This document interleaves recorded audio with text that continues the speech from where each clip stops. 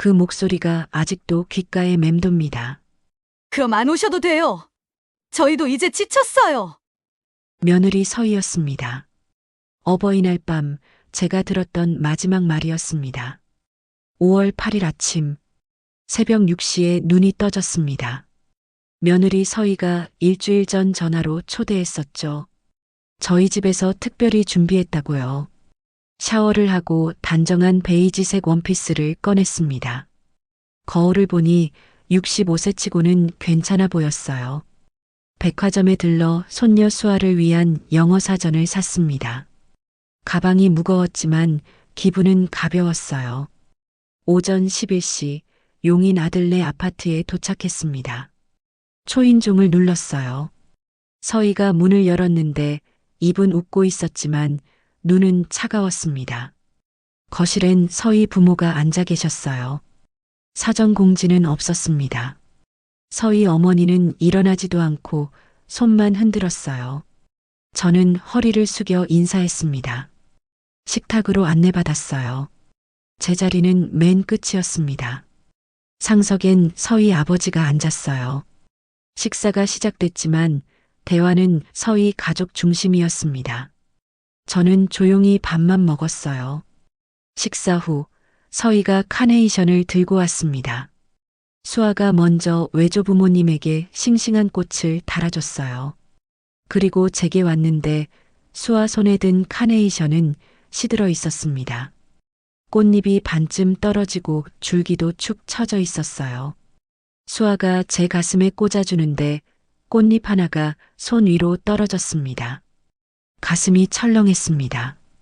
오후에 차를 마셨습니다. 서희가 제 옆으로 다가와 앉았어요. 요즘 혼자 사시기 힘드시지 않냐고 물었습니다.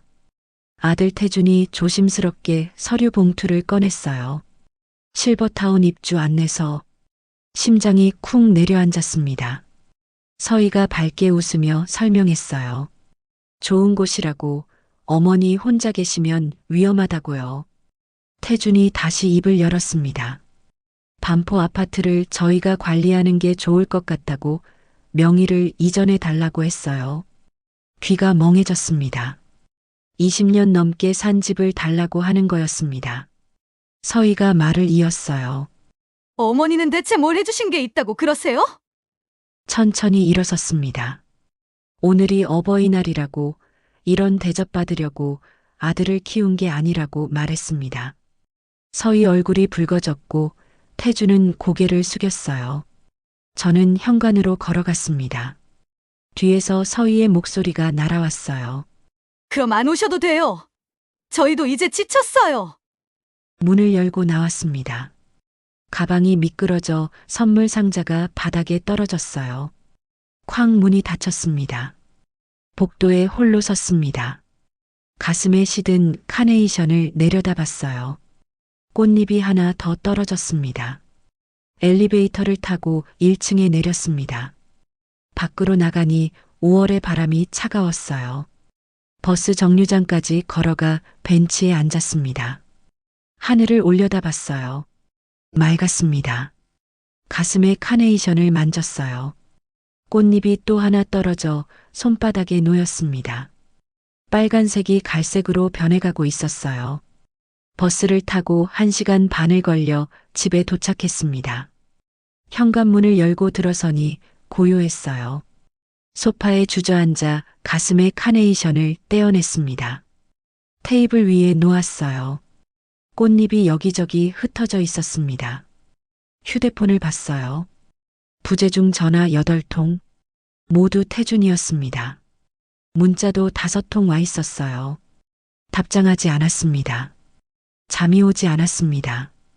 침대에 누워 천장을 봤어요. 15년 전 교통사고로 남편이 떠난 후 혼자 아들을 키웠습니다. 제가 가진 걸 다 쏟아부었어요. 그런데 돌아온 건 시든 카네이션 하나였습니다. 아침 8시 태준에게서 전화가 왔습니다. 받았어요. 엄마, 서희가 미안하대. 다시 만나서 얘기하자. 전화를 끊었습니다. 서재로 갔습니다. 오래된 서랍을 열었어요. 안에는 낡은 파일들이 쌓여 있었습니다. 갈색 봉투 하나를 꺼냈어요. 토지 매매 계약서. 1998년. 남편과 함께 샀던 경기도 화성 동탄 땅. 5,000평? 평당 3만 원. 총 1억 5천만 원을 투자했었죠. 남편이 떠난 후 슬픔에 잊고 지냈었습니다. 이게 아직 내 명의일까? 다음 날 아침 등기소로 향했습니다. 창구 직원에게 서류를 내밀었어요. 한참을 기다린 후 등기부등본을 받았습니다. 소유자 강미선. 제 이름이 선명했어요. 하단에 최근 거래 사례가 적혀 있었습니다. 인근 토지 실거래가 평당 1,200만 원. 5,000평 곱하기 1,200만 원. 600억? 숨이 막혔습니다. 근처 카페에 들어가 휴대폰으로 뉴스를 검색했어요. 동탄 3차 신도시 개발 확정. 화성시 일대 땅값 3년 새 10배 급등. 제 땅이 개발 한복판이었습니다. 25년 전이 떠올랐어요. 대검찰청 중앙수사부 시절 대기업 횡령 사건을 맡았을 때 동료들이 저를 뭐라고 불렀죠. 얼음 여사. 감정 없이 냉정하게, 하지만 완벽하게. 집으로 돌아와 노트를 꺼냈습니다. 25년 만에 다시 쓰는 계획서였어요. 다음 날 동탄 현장을 찾아갔습니다. 허벌판이었던 그곳엔 이미 공사 펜스가 쳐져 있었어요. 근처 부동산에 들어가 서류를 보여줬습니다. 이 땅 팔고 싶은데요. 직원의 눈이 커졌어요. 지금 시세가 평당 1,200만 원인데 이 규모면 개발업체에서 바로 매입할 겁니다. 600억 정도 예상됩니다. 진행해 주세요. 일주일 후 개발업체에서 연락이 왔습니다. 다음 날 강남 본사를 찾아갔어요. 협상이 시작됐습니다. 처음 제시한 금액은 550억. 고개를 저었어요. 600억 아니면 다른 업체와 얘기하겠습니다. 한참 후 580억으로 최종 합의했습니다. 변호사 사무실을 검색해 30대 여성 변호사 김유진을 만났어요. 상황을 설명했습니다. 어르신, 생전 재산 처분은 법적으로 전혀 문제 없습니다. 안도의 한숨이 나왔습니다. 그날 저녁 태준에게서 전화가 왔어요. 녹음 버튼을 먼저 눌렀습니다. 엄마, 요즘 뭐 하세요? 어디 다녀오셨어요? 그냥 집에 있어. 이번 주말에 만나요. 서희가 음식 준비한대요. 전화를 끊고 녹음을 저장했습니다. 이틀 후 택배가 왔어요. 고급 과일 세트였습니다. 발송인은 강태준. 카드가 꽂혀 있었어요. 엄마 사랑해요. 5년간 선물 한 번 없었는데 휴대폰으로 사진을 찍었습니다. 다음 날 한우 세트가 또 왔어요. 역시 사진을 찍었습니다. 저녁 때 서희에게서 전화가 왔습니다. 녹음을 켰어요. 토요일엔 꼭 오세요. 갈비찜 준비할게요. 왜 갑자기 이러니? 그때는 죄송했어요. 요즘 뭐 하세요? 혹시 법률 상담 같은 거? 서둘러 전화를 끊었습니다. 녹음을 저장했어요. 뭔가 눈치챈 것 같았습니다. 2주 후 계약일이 왔습니다. 김유진 변호사와 함께 개발업체 본사 회의실에 들어갔어요. 서류가 쌓여 있었습니다. 하나하나 꼼꼼히 확인했어요. 사인을 했습니다. 3일 후 은행에서 연락이 왔습니다. 은행을 찾아가 통장을 받았어요. 입금 580억 원. 숨이 멎는 것 같았습니다. 다음 단계였습니다. 반포 아파트를 매물로 내놓았어요. 지금 시세 18억. 금매로 17억에 나갈 거라고 했습니다. 그날 밤 서재에서 앨범을 꺼냈습니다. 태준의 어린 시절 사진들. 5살 때 제 손을 꼭 잡고 웃던 모습. 대학 졸업식 사진. 눈물이 났습니다. 정말 이렇게까지 해야 하나? 서랍을 열어 시든 카네이션을 꺼냈어요. 한 달이 지나 완전히 말라 있었습니다. 어버이날이 떠올랐습니다. 어머니는 뭘 해주신 게 있다고 그러세요? 가슴이 다시 아팠습니다. 카네이션을 투명 파일에 넣었어요. 그날 밤 태준에게서 전화가 왔습니다. 엄마, 토요일에 꼭 만나요. 가족이랑 서희 부모님도 같이요. 알았어. 내가 장소 정할게.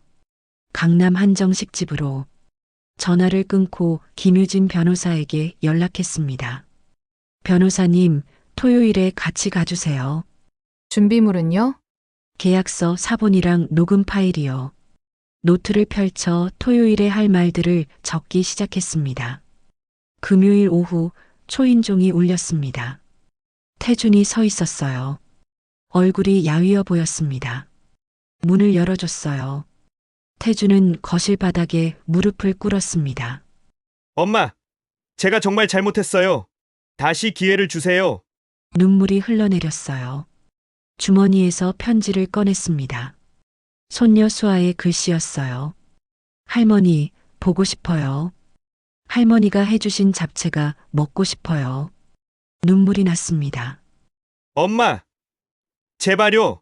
한참을 그렇게 있었습니다. 창밖을 봤어요. 해가 지고 있었습니다. 천천히 손을 빼냈습니다. 태준아, 이게 진심이니? 아니면 내가 뭘 하고 있는지 궁금해서니? 태준의 표정이 굳어졌어요. 서희가 물어봤잖아. 법률 상담 받냐고. 일어섰습니다. 내일 만나자. 한정식 집에서. 오늘은 돌아가. 태준이 천천히 일어나 현관으로 향했습니다. 문이 조용히 닫혔어요. 혼자 남았습니다. 수아의 편지를 봤어요. 보고 싶지. 정말. 하지만 서랍을 열어 시든 카네이션을 꺼냈습니다. 아니야. 이건 동정이 아니야. 잠이 오지 않았습니다. 새벽 5시에 일어나 단정한 한복을 꺼냈어요. 다림질을 하고 구두도 닦았습니다. 오늘이 마지막 날입니다. 토요일 정오. 강남 한정식집. 김유진 변호사와 함께 예약한 방에 들어갔습니다. 상석에 앉았어요. 정확히 12시 문이 열렸습니다. 태준, 서희, 수아, 서희 부모가 들어왔어요. 태준의 표정이 굳었습니다. 변호사를 본 거였어요. 모두 어색하게 앉았습니다. 핸드백에서 얇은 봉투를 꺼내 태준 앞에 놓았어요. 태준아, 이게 엄마가 줄 수 있는 전부야. 태준이 봉투를 열었습니다. 50만 원이었어요. 엄마, 이게 뭐예요? 40년간 쏟아부은 것의 값이야. 그리고 어버이날에 내가 받은 것. 시든 카네이션 하나. 김유진 변호사가 서류를 꺼냈습니다. 강미선 씨는 25년간 대검찰청 중앙수사부 특수수사관이셨습니다. 그리고 화성 동탄 토지 5,000평을 580억 원에 매각 완료했습니다. 서희가 벌떡 일어났어요. 580억이요?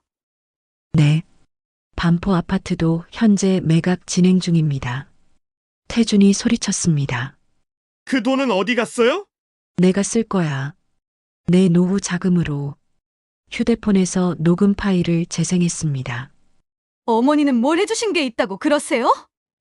가방에서 투명 파일을 꺼냈어요. 시든 카네이션이 들어 있었습니다.